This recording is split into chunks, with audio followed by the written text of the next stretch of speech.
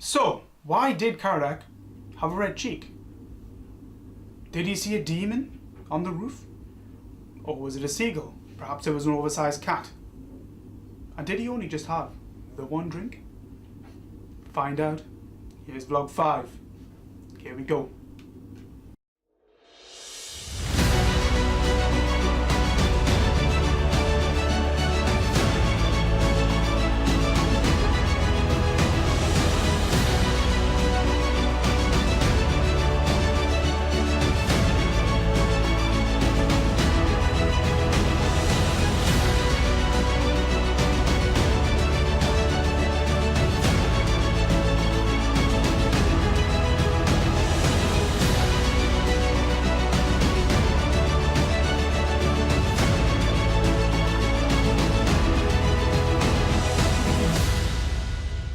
So, welcome back.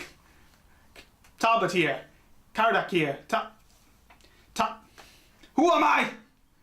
Okay, let's cut that one out. Go. So, welcome back.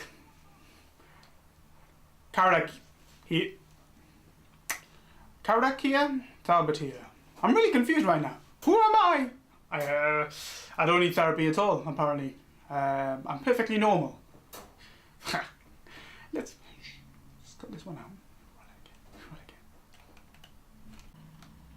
Welcome back. Talbot here from the Cortex Group once again, and this is vlog 5 of episode 5 of the Rise of the Empire. This gives me an opportunity to do all the interlock moments which I don't get to in game because we want to stay in game for as long as possible in the moment. So this is what the vlogs are about. Why did Karadak do what he did, and what was he feeling at that particular time and given moment. So, but before I go any further, I need to do one special shout out to one wonderful, amazing man, my brother, Kane. Thank you. Thank you, Kane, for an amazing story, because end of the day, you know, I mean, we've been doing this a long time. We always appreciate it because you are a fantastic storyteller and we love being a part of it. So, thank you. Truly, truly, thank you. I'm wonderful. I'm wonderful. It's a new word, apparently. I'm wonderful.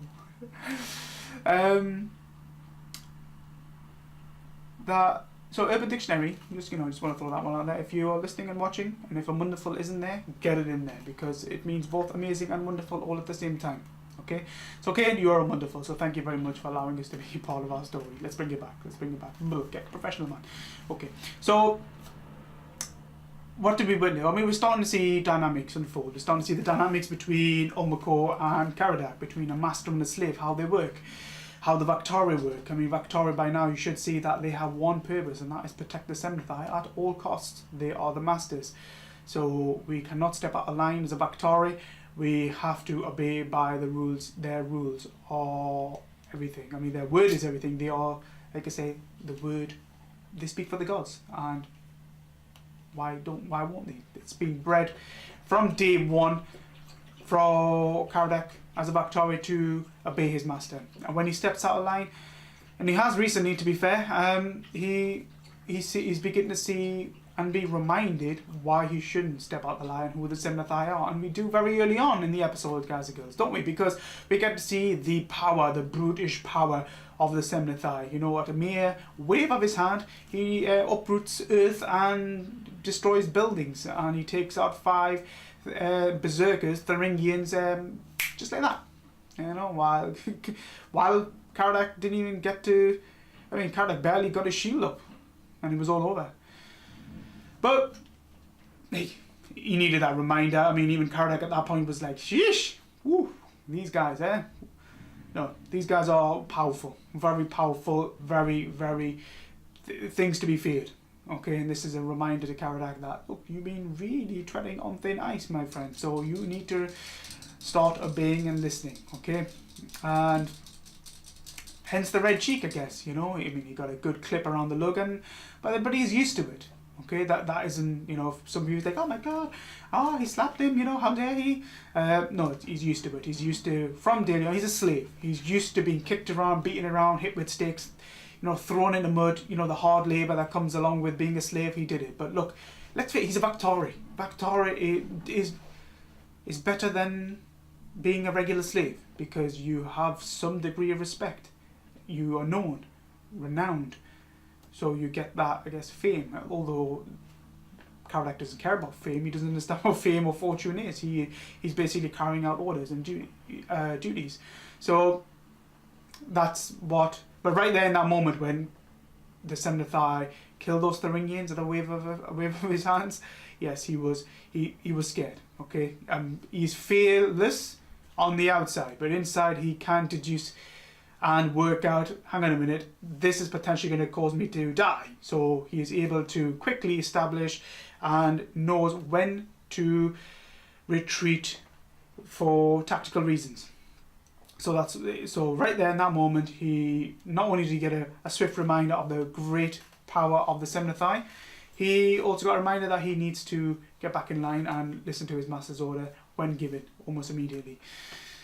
We also get to witness how effective the combat system can be without dice. For those who are watching and don't know what a dice system is, it's basically people who sit around a table or chairs and comfy chairs and darkened or dim lit room talking and playing out fantasies. No, I'm making it sound weird enough, but it's not. It's not like that, okay? We are not weird at all. It's about fun. It's about escapism, because whether you're gaming on Twitch, whether you're Xbox, PlayStation, PC, it doesn't matter. It's about escapism, and that's what this allows. So, but this time we don't have to roll dice to work out who goes first, who did what damage. It's very streamlined. We know our characters, we know what their skill sets are, and we role play it out because it's all about the story, and we have so much more fun doing it that way.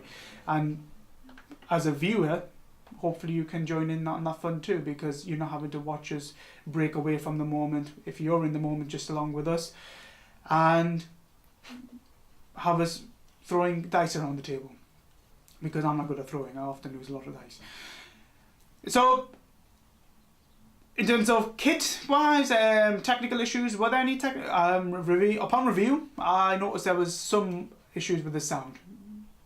And I don't know if that's because the way the mic's positioned or the way it's set up, because we're still learning. So I keep saying it, if there's any Twitch people out there who understand how microphone works in a group sort of dynamic, when you've got more than one person in the same room, how do we set it up? How do we set up a microphone? Multiple microphones, so we don't have any sound issues at all. So if you know, please let us know, because we are learning as we go. So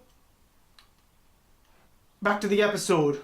Don't upset the Seventh Eye. Man, I keep going off on tangents, so you need to keep me in line, okay? Back to the episode. So Seventh Eye are very, very powerful people not to be messed with.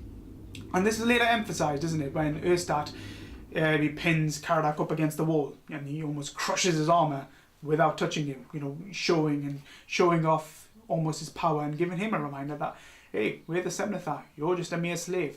You may be good at, throwing your weapons around, boy, but we don't need weapons. This right here is a weapon. We don't need it. And he gets a reminder.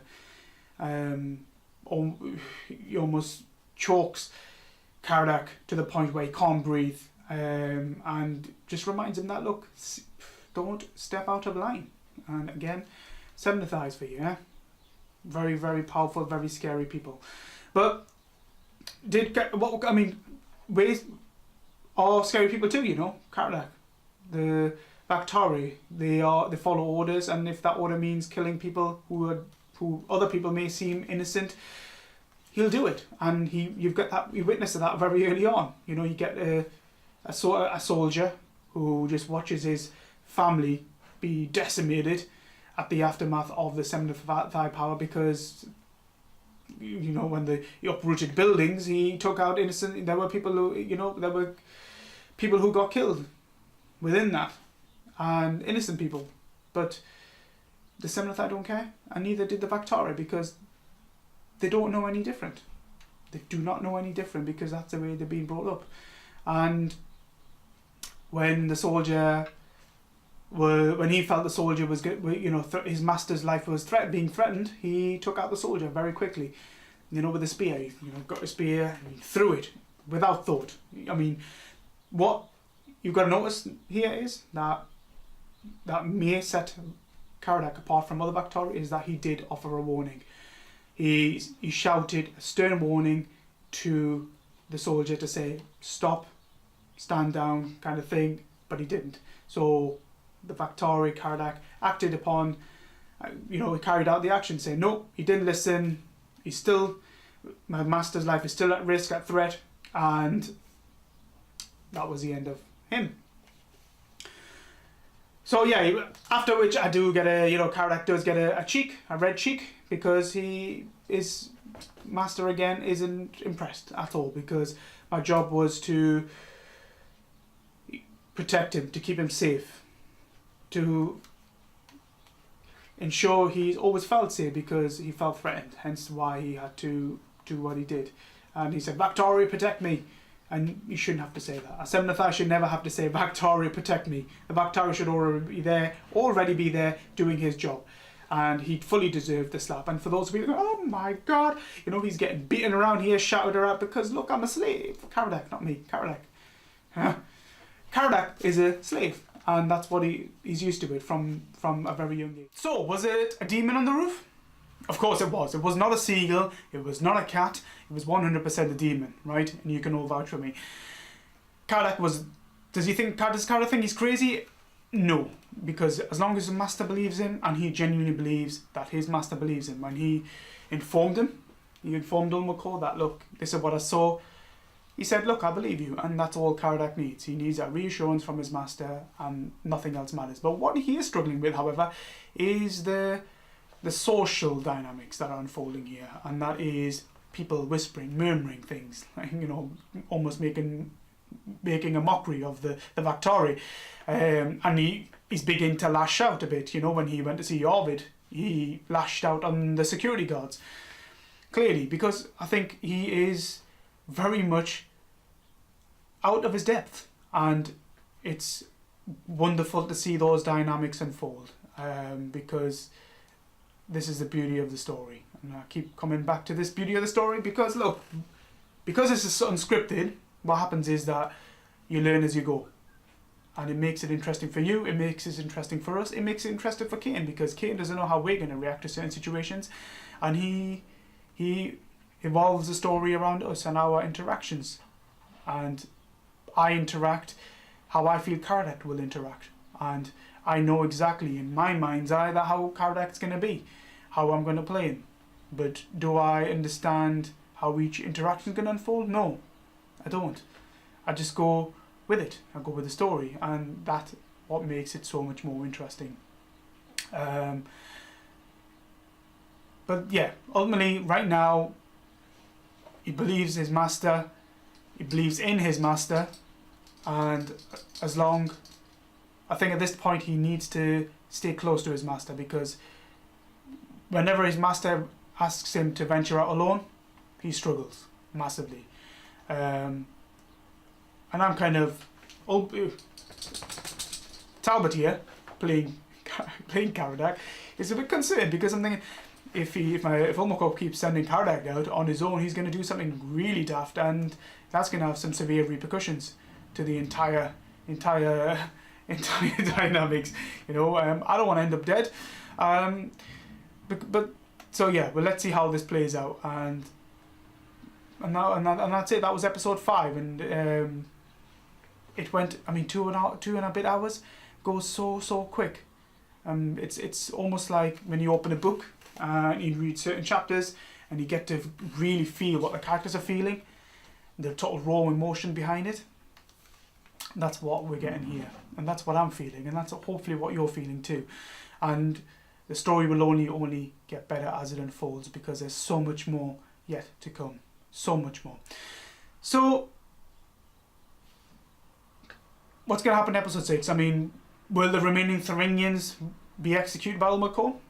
Will we see the demon again? What did that all mean? Why was the demon there? That made no sense. It was a completely random occurrence. So what does that mean? And will we get to find out who Erstad's mystery woman is? Who knows? Maybe he just likes to participate in other things. Like he might like to dress up as a lady, speak to himself as a lady. Who knows? We don't know. We will find out though soon enough. And if you're wondering why hasn't, somebody asked me actually, what about the chest? You don't know what's inside the chest. Why didn't you find out? Why did your character not find out what's inside the chest and ask his master? Because look, is it his business? No, it's not. It is absolutely no business. He had a duty. He had a task to do, and that was go and find out what's inside the chest. He failed, and that's far as it goes. He's very much binary in that sense. It's either a 1 or a 0, Kardak. Anything else in between, he's really, really breaking away from the code. If anything else, if it's not a 1, it's not a 0, and something else is in there, that's where we get to see a Kardak where you're getting to see him break away from the norm and the code, and this is why he's struggling, like I say, because it's the grey area in between which he's struggling with. But like I say, thoroughly enjoyed it. Can't wait for episode 6. And episode 6 of Rise of the Empire is every Sunday at around 1400 BC. I say at around because we may have technical issues, which we do. As soon as before we go live, something goes wrong, so we're always slightly delayed. But please bear with us, we will be there.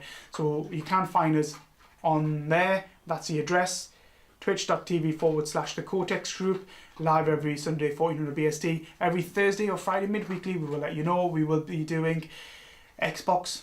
So you get to see the elite fighting force that we are, as the Queen calls us. Not really, but yeah, as the Queen calls us, and the lads. We take on Battlefield 4, so our videos are on YouTube, on our YouTube channel, on our Twitch channel, so please tune in, watch them. It's all about the fun, and that's it. So if you love us to play and have fun and watch us have fun, the lads get together, tune in, tune in and join us every Sunday, every Thursday. The week after, actually, we're doing Red Dead 2, so that should be a whole lot of fun, the group, and let's see how the lads get on in Red Dead.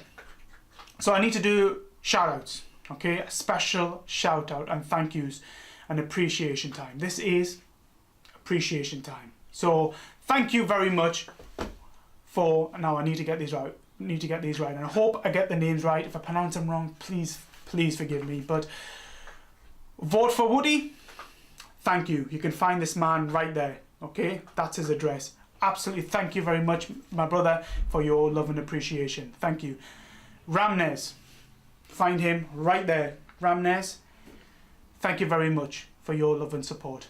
Really, really appreciate it. I speak to you a lot. I go on to your streams. You're doing some amazing work already. Keep it up, my brother. The Willy Dog. Love you too, brother. That is where you can find the Willy Dog. Thank you very much, Willy Dog, for your support and joining us in another story. Realsy's Cuts.